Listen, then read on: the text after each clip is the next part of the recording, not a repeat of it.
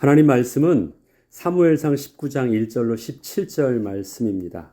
사울이 그의 아들 요나단과 그의 모든 신하에게 다윗을 죽이라 말하였더니 사울의 아들 요나단이 다윗을 심히 좋아하므로 그가 다윗에게 말하여 이르되 내 아버지 사울이 너를 죽이기를 꾀하시느니라. 그러므로 이제 청하노니 아침에 조심하여 은밀한 곳에 숨어 있으라.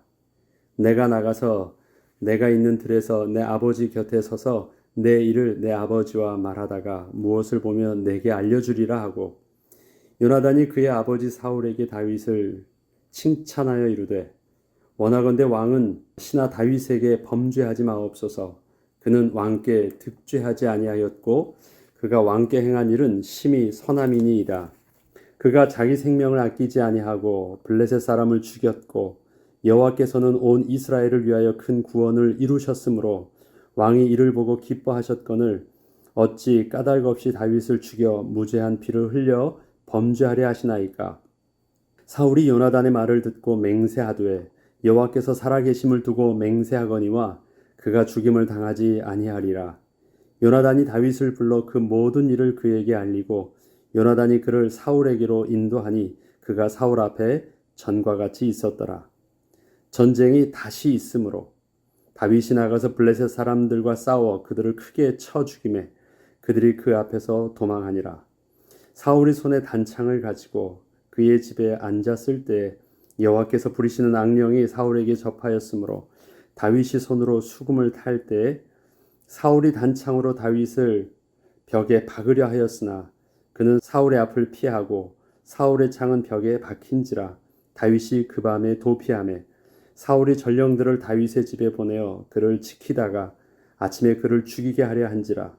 다윗의 아내 미갈이 다윗에게 말하여 이르되 당신이 이 밤에 당신의 생명을 구하지 아니하면 내일에는 죽임을 당하리라 하고, 미갈이 다윗을 창에서 달아내리매 그가 피하여 도망하니라. 미갈이 우상을 가져다가 침상에 누이고 염소털로 엮은 것을 그 머리에 씌우고 의복으로 그것을 덮었더니 사울이 전령들을 보내어 다윗을 잡으려 하매 미갈이 이르되 그가 병들었느니라. 사울이 또 전령들을 보내어 다윗을 보라 하며 이르되 그를 침상째 내게로 들고 오라. 내가 그를 죽이리라. 전령들이 들어가 본즉 침상에는 우상이 있고 염소털로 엮은 것이 그 머리에 있었더라. 사울이 미갈에게 이르되 너는 어찌하여 이처럼 나를 속여 내 대적을 놓아 피하게 하였느냐. 미갈이 사울에게 대답하되 그가 내게 이르기를 나를 놓아 가게 하라. 어찌하여 나로 너를 죽이게 하겠느냐 하더이다 하니라. 아멘. 사울이 다윗을 죽이고자 하는 마음은 이성적으로는 도저히 이해할 수 없는 일이었습니다. 다윗은 사울에게 어떠한 잘못도 저지른 일이 없었기 때문입니다. 다윗은 하나님의 능력을 의지하여 전쟁에서 승리하였고 요나단과 백성들은 이러한 다윗을 심히 기뻐하며 사랑하였는데 이것이 사울이 다윗을 그토록 죽이고 싶어 했던 근본 원인이었기 때문입니다. 사무엘상 19장 4절로 5절에는 요나단이 그의 아버지 사울에게 다윗을 칭찬하여 이르되 원하건대 왕은 신하 다윗에게 범죄하지 마옵소서. 그는 왕께 득죄하지 아니하였고 그가 왕께 행한 일은 심히 선함이니이다. 그가 자기 생명을 아끼지 아니하고 블레셋 사람을 죽였고 여호와께서는 온 이스라엘을 위하여 큰 구원을 이루셨으므로 왕이 이를 보고 기뻐하셨거늘 어찌 까닭 없이 다윗을 죽여 무죄한 피를 흘려 범죄하려 하시나이까. 다윗을 죽이라는 사울 왕의 명령에 대하여 요나단은 아들의 입장에서 아버지 사울에게 최선을 다하여 다윗을 변호하였습니다. 이것은 누가 보더라도 아버지 사울이 잘못하고 있는 문제였기 때문이었습니다. 왕의 명령에 대하여 어느 누구도 감히 옳고 그름을 판단해서 왕에게 반론을 제기한다는 것은 있을 수 없었지만 요나단은 아들이었기에 아들의 신분으로 아버지에게 나아간 것이었습니다. 그렇게 다윗을 변호할 수 있었습니다. 요나단은 자기가 아버지에게 잘 설명하면 다윗에 대한 아버지의 미움과 오해가 풀릴 것이라 생각을 했습니다. 다윗에 대한 요나단의 변호는 아주 합리적이고 올바르며 하나님께서 다윗을 통하여 행하셨던 일도 분명하게 볼 수 있게 하는 최고의 변호였습니다. 사울은 이러한 요나단의 말을 듣고 다윗을 죽이려 했던 자신의 마음과 행동을 바꾸었기 때문입니다. 사무엘상 19장 6절로 7절에 보면 사울이 요나단의 말을 듣고 맹세하되 여호와께서 살아계심을 두고 맹세하거니와 그가 죽임을 당하지 아니하리라. 요나단이 다윗을 불러 그 모든 일을 그에게 알리고 요나단이 그를 사울에게로 인도하니 그가 사울 앞에 전과 같이 있었더라. 요나단의 중재는 이렇듯 정말 효과가 있는 듯 보였습니다. 아버지 사울의 마음도 돌이켰고 다윗도 전과 같이 사울왕 앞에서 별 문제 없이 섬길 수 있었기 때문입니다. 그러나 아버지 사울의 다윗을 향한 그 죽이고자 하는 마음은 단순히 질투심이나 오해 때문에 생긴 것이 아니었기에 어느 누가 어떠한 말을 사울에게 해준다고 해도 결국은 사울의 마음이 변할 수 있는 문제가 아니었습니다. 우리는 우리의 삶 속에서 또 교회라는 공동체 안에서 우리는 이런 표현을 씁니다. 이해할 수 없다. 내가 말하면, 내가 잘 설명하면 해결할 수 있을 것 같아. 이건 오해야. 내 입장에서는 그게 굉장히 합리적인 생각이고 그것이 분명히 설명하면 충분히 이해할 수 있을 만한 내용처럼 보여도 그것이 그렇게 이해가 안 되어지거나 오해가 풀리지 않고 문제가 멈춰지지 않는 것이 계속되는 것을 볼 때가 많이 있습니다. 그것은 우리가 이해할 수 없다고 표현하기 전에 이것은 다른 문제구나라는 것을 볼 수 있어야 됩니다. 영적인 문제로 분명히 사단이 역사하는 문제도 있을 수 있기 때문에 그것을 나의 이성으로 이해할 수 없어서 그걸 자꾸 인간적으로 해결하려고 하고 설명하려고 하면 그것이 사단의 싸움에 말려들게 되는 것입니다. 다른 식으로 그럴 수 있구나라는 것들을 이해하고 접근할 때 상대를 통해서 실질적인 도움을 줄 수 있는 것이지 그것을 인과적인 합리적인 내용을 가지고 다 문제를 해결하려고 하는 것은 영적 사실을 모르는 사람이 그렇게 실수할 수 있는 부분입니다. 전부 다 그렇다라고 말하지 않습니다. 그러나 우리의 인간적인 문제에서 해결될 수 없는 부분들을 우리 그리스도인들은 분명히 볼 수 있어야 됩니다. 사울의 문제가 요나단의 그 중재로 잘 해결되어진 줄 알았습니다. 물론 사울도 미안하다, 다시는 안 그렇게 맹세까지 할 정도로 사울의 행동이 변하였기 때문에 정말 잘 변호하였고 이해로 잘 설득이 되었는 줄 알았습니다. 그런데 그 앞에 전쟁이 다시 있음으로라는 본래 그 영적 문제의 원인이었던 내용이 다시 사울 앞에 떠올랐을 때 그것은 수면 아래 가라앉아 있었던 것이지 해결된 문제가 아니었다는 사실들을 바로 알 수 있게 되었습니다. 사무엘상 19장 8절로 9절에는 전쟁이 다시 있으므로 다윗이 나가서 블레셋 사람들과 싸워 그들을 크게 쳐 죽이매 그들이 그 앞에서 도망하니라. 사울이 손에 단창을 가지고 그의 집에 앉았을 때 여호와께서 부리시는 악령이 사울에게 접하였으므로 다윗이 손으로 수금을 탈 때 사울이 단창으로 다윗을 벽에 박으려 하였으나 사울의 앞을 피하고 사울의 창은 벽에 박힌지라. 사울이 이스라엘을 통치하는 동안 왕으로서의 영광과 그 자존감은 오직 전쟁을 통하여 백성들 앞에서 싸워 이기는 것으로 얻었던 것이었습니다. 사울 왕은 백성들보다 월등히 큰 키를 가지고 있었고 하나님께서는 자기 백성을 위하여 사울의 전쟁을 승리케 하여 주셨기에 사울 입장에서는 언제나 전쟁에서 승리를 얻을 수 있었습니다. 사울 때문이 아니었음에도 불구하고 사울 입장에서는 자기가 잘나서 그렇게 승리한 줄 착각을 하게 되었다는 것입니다.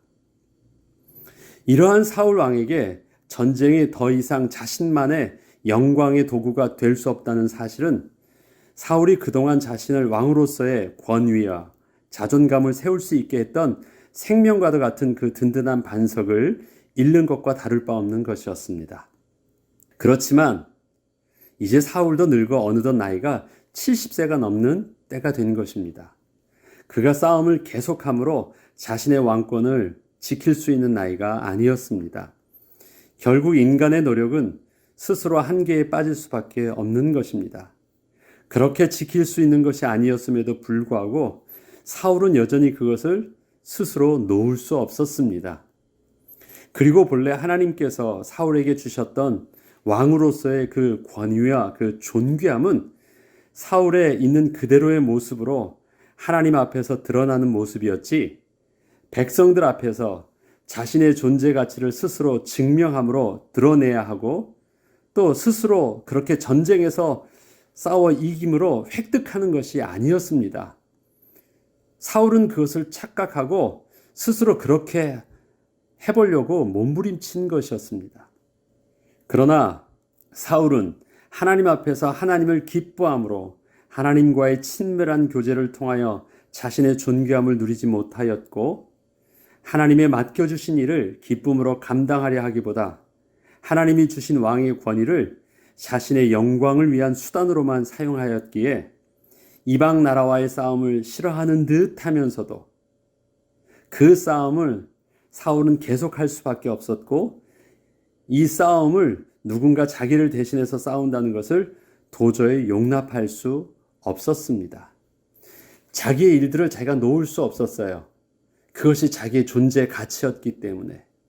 그것을 누가 뺏는다라는 것 양보가 안 됐습니다. 이것은 사울 왕의 문제가 아니라 우리가 예를 들어서 교회 안에서 하나님께서 귀한 직분을 맡겨주셨을 때 그 직분을 그냥 은혜로 섬기면 돼요. 허락해 주신 만큼. 그런데 그것을 은혜로 섬기지 못하고 그것이 자기의 존재 가치로 생각하는 사람들이 있어요. 그래서 그것을 힘들어하는 듯 하면서도 이젠 이것을 더 이상 안 해도 되는 것처럼 마음에 소원하는 듯 하면서도 계속 놓을 수 없어요. 그리고 남이 누가 이것을 자기 대신 할까봐 계속해서 그것을 붙잡고 남이 못하도록 하고 자기만이 해야 된다고 생각하는 그런 중직자들도 있습니다. 이게 교회 안에서는 그게 굉장히 큰 문제가 되기도 해요.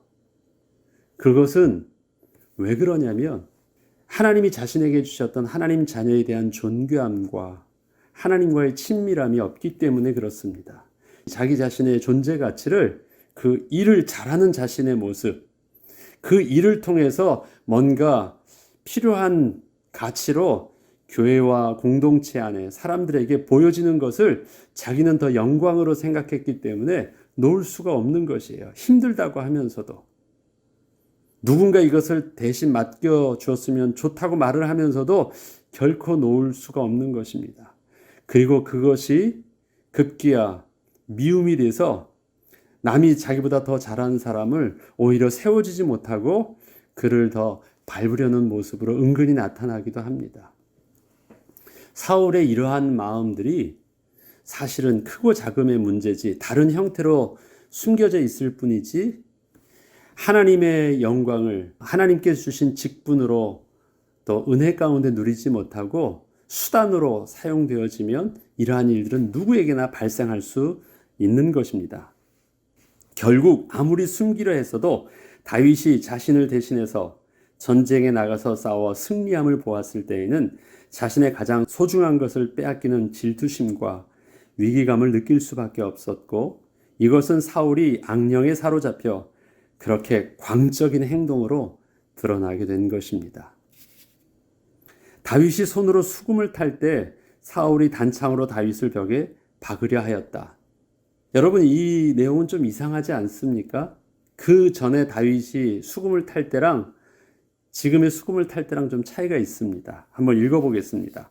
사울이 손에 단창을 가지고 그의 집에 앉았을 때 여호와께서 부리시는 악령이 사울에게 접하였으므로 다윗이 손으로 수금을 탈 때 사울이 단창으로 다윗을 벽에 박으려 하였으나 그는 사울의 앞을 피하고 사울의 창은 벽에 박힌지라. 지난날에는 사울이 영적으로 고통을 당할 때 다윗이 수금을 타면 악령이 떠나갔었는데, 지금은 다윗이 수금을 타고 있음에도 불구하고 악령은 떠나지 않고 오히려 그 다윗을 향하여 창을 던져 다윗을 죽이려 하고 있습니다. 이것은 수금을 타는 다윗의 영성에 문제가 생긴 것이 아니고 사울이 자신의 악령에 잡혀서 시달리고 있는 영적 고통에 대하여 하나님께 은혜를 구하는 것이 아니었기 때문에 또 단지 다윗의 수금을 통하여 해결함을 받으려고 그 수금의 소리를 수단으로만 사용하려 한 것이었기 때문에 하나님께서는 다윗을 통한 하나님의 영광을 사울에게 그렇게 드러내 보여주지 않으신 것입니다. 다윗이 수금을 탈 때 수금을 타는 모습은 하나님의 영광이 드러나는 모습이었어요.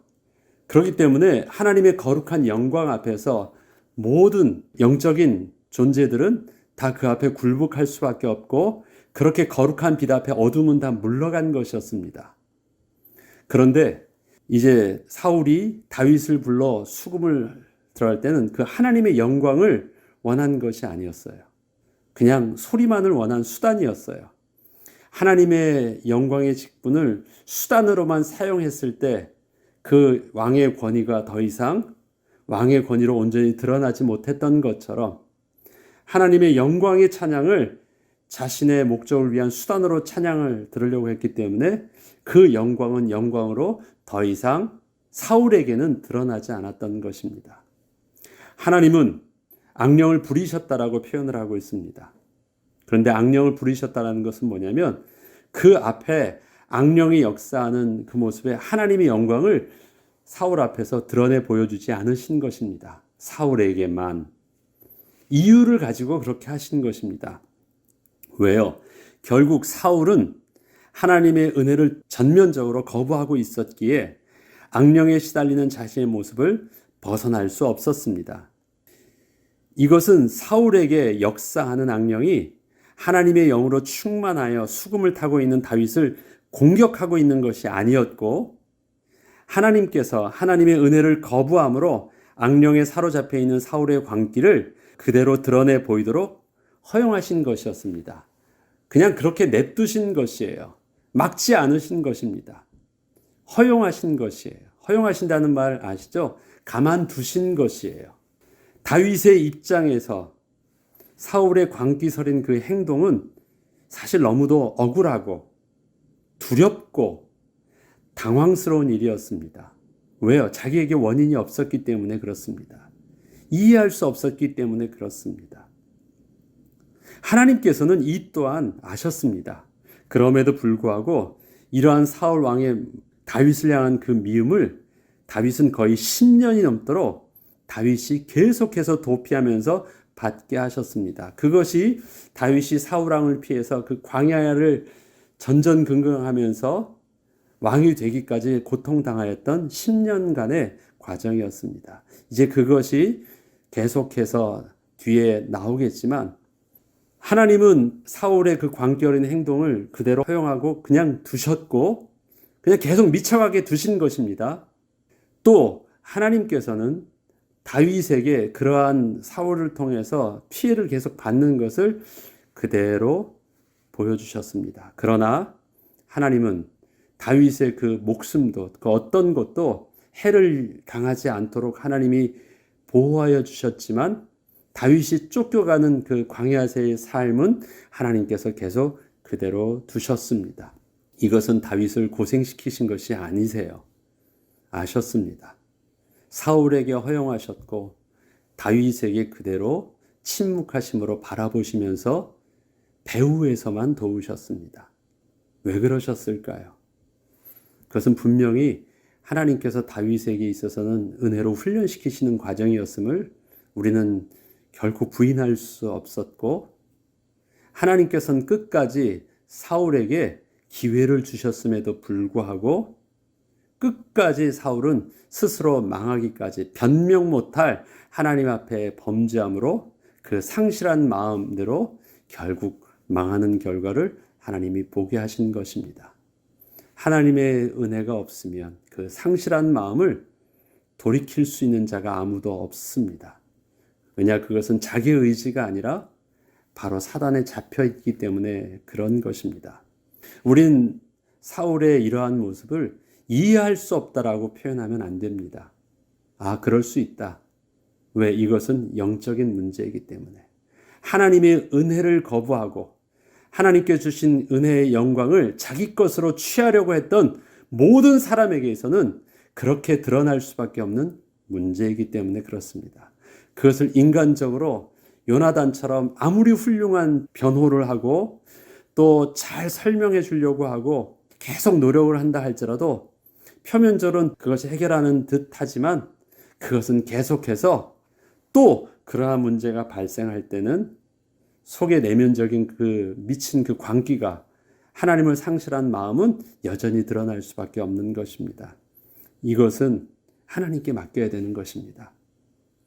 이것은 당하는 다윗의 입장에게 있어서는 그것이 하나님이 지금 허락한 십자가처럼 보일 수도 있습니다.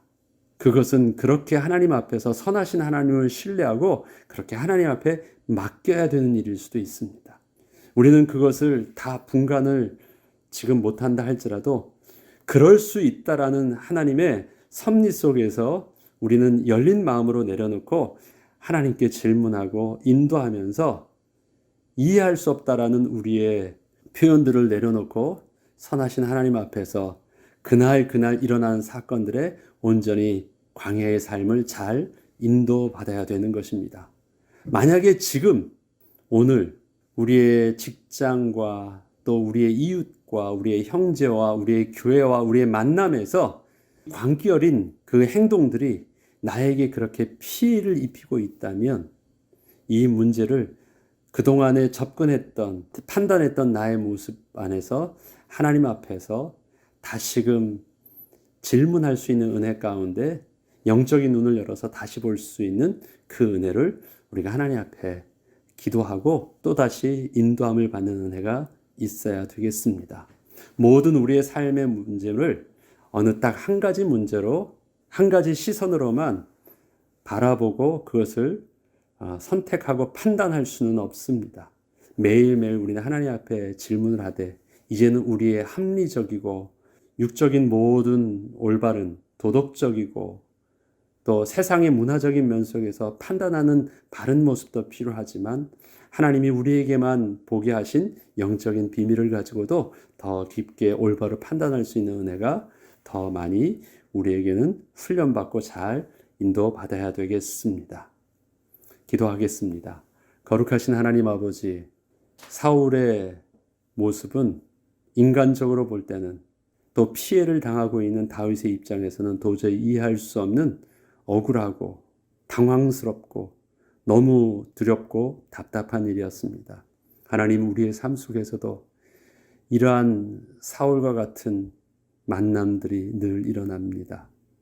이제는 그 문제를 하나님 앞에서 무조건 이해할 수 없는 것으로 또 하나님 앞에서 억울한 것으로만 내려놓고 해결을 구하기 전에 하나님의 선하신 계획 가운데 잘 인도받을 수 있도록 잘 감당할 수 있도록 주의 성령께서 지혜를 주시고 또 견딜 수 있는 힘도 주시고 또 소망 가운데 또 다른 것을 바라볼 수 있는 믿음의 눈도 열어주셔서 마침내 하나님의 선하신 축복 가운데 인도받는 은혜를 하나님 이제는 더더욱 누릴 수 있도록 은혜를 베풀어 주옵소서. 감사드리며 우리 주 예수 그리스도 이름으로 기도합니다.